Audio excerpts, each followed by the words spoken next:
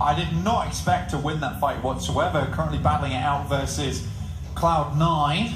Proza does go down, and Cloud9 with a couple of players remaining. You see Mazexis on our screen versus Pittsburgh Knights, and this is the backstab I was talking about before. G3 is in no position to help out right now, and Pittsburgh Knights, they're not sitting pretty whatsoever. They're just behind a vehicle, and that could be easily exploited by Mazexis, but right now they're not pushing the advantage. Oh, nice nade around the side. Oh, re-knocks up towards Raven. Really nicely found there for Mazexis, and G3, remember, as you were saying, not really into this fight. Another nade to try and push them back further. Their vehicle's on fire. That's going to really, make it tricky. But G3 from the sides, they try and rotate, and again, straight up to the crop duster. Oh no. It's the exact same rotation as well. That's team solid going out in 15th, so we did not quite abracadabra. We got 3 of the players. That's as best as cursing we could do. But G3, okay.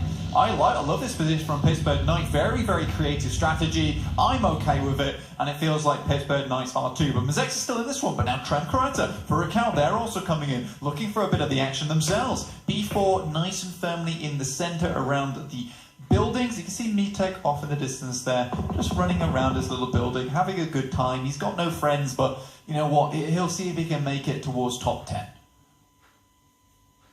You want to be getting out those single point finishes for placement. It's not ideal to lose that many to the placement gods, but I have to wait and see where everyone's able to sneak in. And as I was saying before, urban finishes push teams closer together than perhaps you'd see otherwise.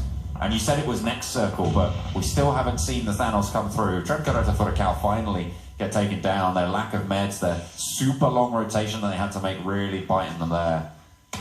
But there's still a majority of the players alive.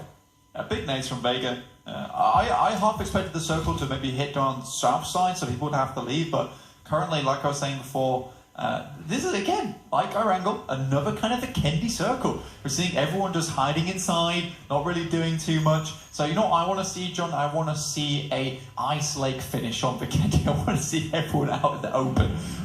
Because we've had enough of Vikendi today, I would say already.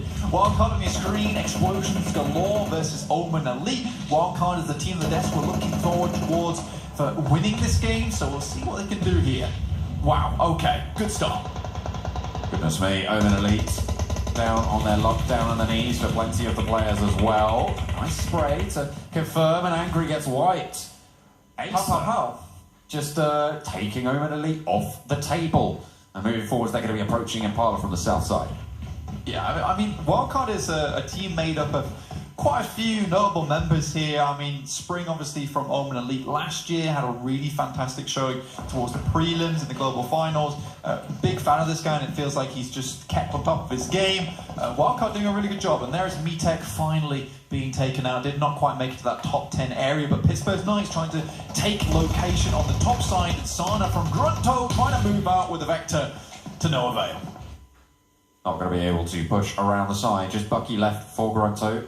Further to the south, you can see just running away, turns tail and flees, tries to get those placement points on board, and here we go. Here's where Thanos clicks his fingers. Indeed. To Bucky moving away.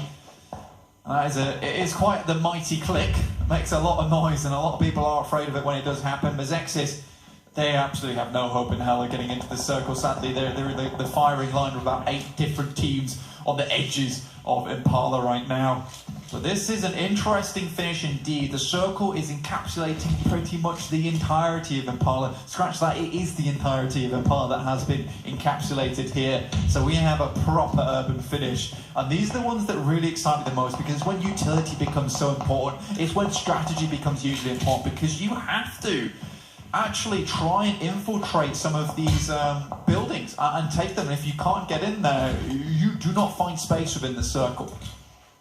Such a tricky situation, and to be honest, the circle can pretty much mess you about quite a lot in these final circles, because if it doesn't go to your building, well, you're at a disadvantage, or unless you feel more confident breaching, and in which case maybe not, but we'll have to wait and see where these teams opt to post up. Are they going to move around? How often are they going to try and push through? It all remains to be seen. It's relatively unfamiliar territory for these guys. I do like Luke's position on the eastern side towards the ridge line on the foothills outside of Impala, because it affords them a lot of movement as well as a lot of intel gathering. If you're trapped inside a building, that's where you need to stay. Tempo probably got the best lot of it. They lost a player getting this building that's directly dead center within Impala, but it will mean that they have the best chance of remaining in the next circle, which will be coming on your screens very soon. Lazarus have managed to push all the way in from the north. B4 as well on the north side of Impala. The circle is going to pop in just a moment, and we'll see where is it going to fall. Where are the players going to have to move? It's straight on top of Tempo, on top of Cloud9, on top of B4 as well, who have their foothold there. And for the first time, Loops are going to have to move.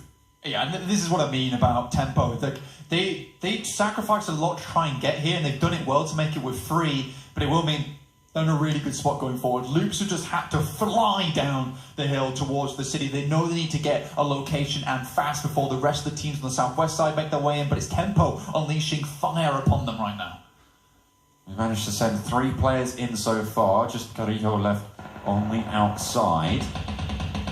I don't think he's going to be getting up anytime soon, so we'll have to see what Loops can do with 3 in the meantime. Across the way, B4 has spotted them out as well. Cold2 trying to make an insurgency here, but Ace1 playing spoiler to that. For now, 1 player down, 1 player low, going to get some healing done, but Ace still guarding the edge. 10 teams alive at this point in the game is unheard of. The amount of firepower that is still available in this lobby is massive. Wildcard, however, Spring, like we were saying before, touting this guy, getting a couple of knocks with the Uzi. It seems to just quiet down for just a second, but the Blue Zone will not relent. Wildcard need to push through. They're going to be able to try and take that fight, but Enigma does go down. Fortunately for them, it does get flushed out as well. Now, Ace have to fall back just a little bit from that fight. They don't want to continue. Yeah, it's a rubbish spot for Wildcard. They're desperately trying to make their way and find some place to stay, but by this moment in time, pretty much everywhere's already been taken. You can see them trying to fly down the hills. They hear the shots coming off. This is a great time for them to move. Slicky, just on the high ground, trying to provide as much information as possible, and somehow, some way, Wildcard have found themselves a little location that hasn't already been taken residence of as of yet. So this is crazy, the fact that Wildcard have been able to make it in here. B4 taking heavy nade punishment here. They're all going down, all going low. I think, yeah, look at that. Pedro already going out, and Levi getting knocked as well. I think that was the flush on out. Maxon gets capped. Oh my goodness me. B4 just going down left, right, and center. These nades are brutal.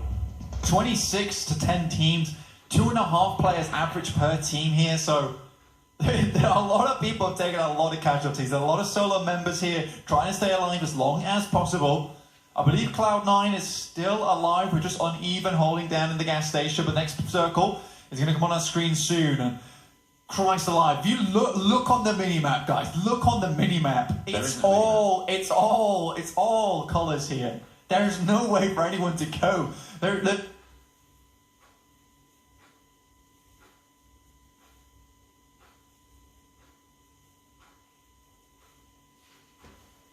They're like on a dance floor, and there's too many people here, and you can't even dance because you barely shuffle. Prepare for a bit of chaos to ensue. We'll do our best to keep track of it all, and hopefully these teams will as well. I mean, it's going to be really tricky to make these pushes. Cool2 already get a knock. Ace might just want to run straight for this fight. As soon as you get an opening, just going straight for it might be the best opportunity here, instead of biding your time and trying to cover off those angles, because there's so many.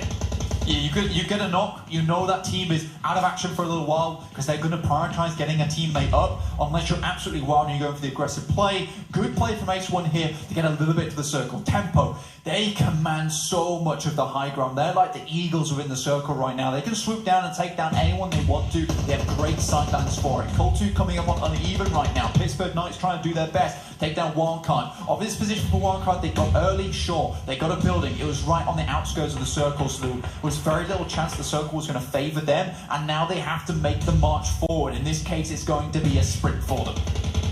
Wildcard taking a little bit of damage from nades as they push. Tempo holding it down as Cream Real Bet is the first team to fall in the melee. And they'll see if Tempo can hold onto it just a little bit further. Cloud9 out to the northwest still, trying to come on through.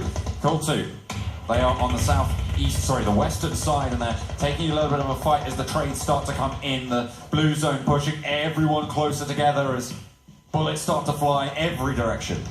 It is a true bar brawl here as the bottles are smashed, the pans are raised, and the Molotovs come through. Wildcard under fire. Tempo No way, Ray. take their location. He's able to get it done. Wildcard eliminated on the push. The alarm signaling Tempo Storm's dominance in that fight. 3 players alive for them. Loops have 4, by the way, still going. Ace 1, they have 4, but one of them's down. They're in a fight as well. They're still going for that push around the side. They spot 1, they go for the flush. He doesn't turn to the right angle and actually might nearly drop the ball there. Ace are going to hold on to it. Kultu eliminated, but they're down to 3. Tempo on 3 as well. Tempo are on fire right now. Really, no one can stop them from this right now, and they have so much information. Obviously, that fight on Ace 1, they know Ace 1 are down there, and this high ground they keep taking advantage of. And they show themselves they're not passive team whatsoever. What an aggressive push into Wildcard to remove that from them. Pittsburgh Knights just on the outskirts. They're taking fire from Loops. Loops surprisingly still in this one, just clinging on and uneven, even coming into play right now. Pittsburgh Knights were eliminated just there as well. They get removed from the next pushes. 6 teams now remain, 15 players uneven. I think he's been spotted out. Lazarus. Lolo trying to lob the nade in, but not quite able to find that damage. Quite frankly, Uneven's done absolutely huge amounts of work for Cloud9, getting them this far. 8, circle 8, 6 teams. What are we watching? What are we watching right now? This is madness. Truly, truly Mad Miramar right now. We're watching an urban finish, that's what we're seeing. Look at the ground in this central area. It's going to be very tricky to get across depending on where the next zone forces people towards. Yeah, you're going to have to fight. You have to fight, and you have to fight early. Because Tempo right now, they're right on the edges of the circle. Next circle will just enclose and crush everyone slowly together. Uneven finally goes down, but not a bad showing from him to get to 6 on his own. But Tempo, they want to take advantage of the situation for as long as possible. Ace is going to have to push out this building first, so if I'm Tempo, I'm going to try and take down Ace 1 immediately as they come out, and then Lazarus next. B4, they get a nade thrown straight in the face. The last player standing for B4, going very, very low. Mixera still trying to get out of the Molotov, finishes it out, and that's down to 4 teams now as they are starting to fall. Loops, still 4 players standing. I mean, could it be the time for them to get their first chicken dinner throughout all of this chaos? We haven't seen them win just yet, despite a really strong performance. And they are going to be coming into this one with the most players.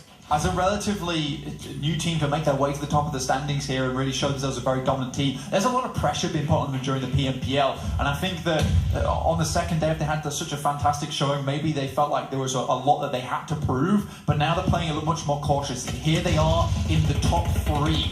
Tempo, though, they need to do something big, and now Luke's taking so much fire. Russell might have just canned that one for them. Going to knock one of them, but they'll be able to get that res. Lazarus eliminated. They go down in 3rd. Now it's 3 versus 3 here for Loops. Tempo go in for the fight as well. Loops getting pushed back. Riho very low. Another knock found for Tempo Storm, and they are going to start to try and roll out here. In they go. The wide swing is good, and Tempo Storm claim themselves the chicken dinner.